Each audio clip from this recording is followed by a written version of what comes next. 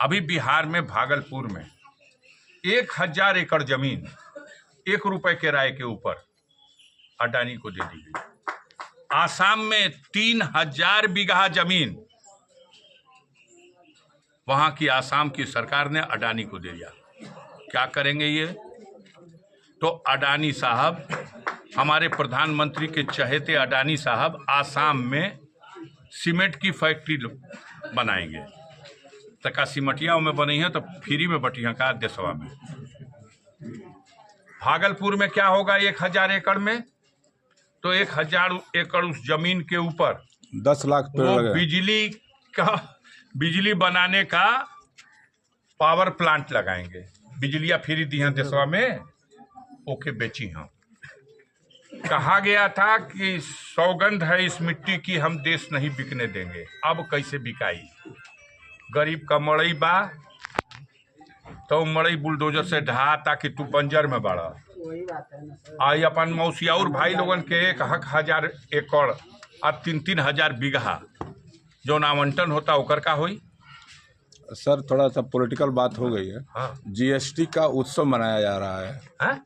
GST का उत्सव मनाया जा रहा है कि मिडिल क्लास को काफी राहत मिली है। अब एगो राजा का कहानी बतावे के पड़ जाए, ज्यादा बहुत लम्हर हो जाए। पहले गर्दन में मोटका रस्सी का फंदा डाल दीजिए और वहीं पर टांग दीजिए, तब वो बैकुंठ में जाए के बाद। और ओकरा बाद मोटकी रस्सिया खोल के और में बढ़िया नायलॉन का पतिल की रस्सिया बांध के लटका दीजिए, तब वो बैकुंठ में जाए के बाद। वसूली और टैक्स के नाम की वसूली अंधेर हो चुका है।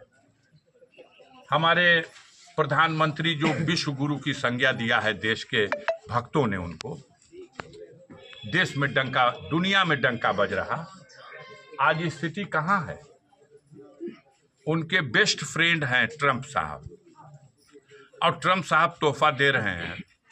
अब की बार ट्रंप सरकार अब की बार ट्रंप सरकार जीता था वहाँ, वहाँ जग होता यहाँ वहाँ कि जीत गए बा। हमन का प्रधानमंत्री का दोस्तवा जीत गए बा कल और लगा दिया 25% टैरिफ और 25% प्लांटी। 50% का असर ये है कि बड़ी बड़ी टेक्सटाइल मिलें बंद हो रही हैं। 25 लाख लोग बेरोजगार हो रहे हैं। दूसरा हमला कर दिया उसी ट्रंप ने, कल आपने देखा होगा H1 वीजा का डंका बजा के आए थे कि हम अमेरिका गए थे, हम अपने बेस्ट फ्रेंड को समझा दिया है। ऐसा समझा दिला हूं कि 80 लाख रुपया हर वर्ष जे देई ओके वहां 1 बरिस रहे खातिर वीजा मिले। तो सब लोग परेशान है। देखिए, पहले कुछ लोग भरम में थे। सच्चाई तो ये है कि जो लोग भरम में थे अब उसकी भी आंखें खुल चुकी हैं। देश इनसे संभलने वाला नहीं है।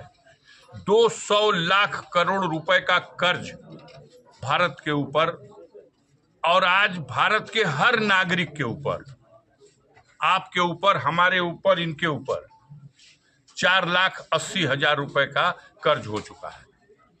कर्ज का ब्याज देवे खातिर दुनिया का अद्भुत देश है। ब्याज देवे खातिर, किस्त ना ब्याजो देवे खातिर कर्जा लेवे के पड़ता है। वो देश जो विश्व गुरु अपने आप को कह रहा है, उसके समर्थन में एक राष्ट्र नहीं खड़ा है। बांग्लादेश, श्रीलंका, नेपाल, भूटान, थोड़ा चीन, पाकिस्तान के, दुनिया का एक और देश का नाम बताओ। इजराइल, जिसने अभी ऑपरेशन सिंदूर के दौरान मदद की थी भारत की, अभी यूएनओ में वोट पड़ा है। वोटिंग जब हुई है तो भारत ने इजराइल के खिलाफ और ईरान के समर्थन में वोट कर दिया। तो यह जो दोहरी नीति है, हम एनियो बाणी, हमोनियो बाणी, हम केनियो नहीं की, देश का भट्ठा बैठा दिया इन लोगों ने। अब जनता जग रही है। आने वाला समय अपने आप इन लोगों को पता चलेगा, कहीं पता नहीं रह जाएगा। धर्म के नाम पे जितना देर बेवकूफ बना ले जनता को, अब जनता रोजी रोटी के सवाल पर, भ्रष्टाचार, बेईमानी के सवाल पर, अत्याचार और जुल्म के सवाल पर, पक्षपात के सवाल पर पूरी तरह से समझ चुकी है। तो बतौर सांसद असलियत। अफजल अंसारी के मुख से ये कि ये सरकार पूरी तरह से विफल है। 100% विफल, विदेश नीति में विफल, देश की आर्थिक स्थिति को सुधारने में विफल, देश में बढ़ रहे भ्रष्टाचार। आई थी किस मुद्दे पे, आपको याद है? अन्ना हजारे, जी लोकपाल बनेगा, लोकपाल विधेयक लाया जाएगा, देश में भ्रष्टाचार खत्म होगा, लोकपाल के दायरे में प्रधानमंत्री को लाया जाएगा। कहीं है? आज तो अन्ना जी खुद चुप हैं। इतना कहत हूँ कि हम ठगा गए वो घड़ी। अब उसका करना है इतना दिन का बाद कि हमके वो घड़ी ठग देना, सो हमके ना बुझाइल। अब वो चौनिया गए हैं, अब तो खुद ही वो परेशान है भाई। सांसद जी, एक सवाल है कि भारत एक धर्मनिरपेक्ष देश है, लेकिन यहाँ पर सिर्फ एक धर्म को बढ़ावा दिया जा रहा है। हिंदू राष्ट्र लगातार जो कहाँ बढ़ावा दिया जा रहा, कहाँ बढ़ावा दिया जा रहा? संसार में हिंदू धर्म, सनातन धर्म 4 पीठ है। चारों पीठों के संत शंकराचार्य इस सरकार के क्रियाकलाप से पूरी तरह असंतुष्ट है। सही बात। अभी मुक्तेश्वरानंद जी महाराज जो शंकराचार्य हैं, उन्होंने एक आंदोलन शुरू किया है कि भारत को हिंदू राष्ट्र बनाने की बात तो होगी, लेकिन गौ माता को राष्ट्र माता दर्जा देने की बात से क्यों भाग रहे हो? ये भारत कहाँ हिंदू को बढ़ावा? संसार में सबसे ज्यादा बीफ मतलब गाय का मांस बेचने का व्यापार भारत कर रहा है। नाम बदल के कर रहा है। अल कबीर नाम से सबसे बड़ा संसार का बूचड़खाना अल कबीर, नौवा से जनाई कि कोनो अरब का शहजादा का नाम है अल कबीर, और ये सबरवाल साहब का कारखाना है।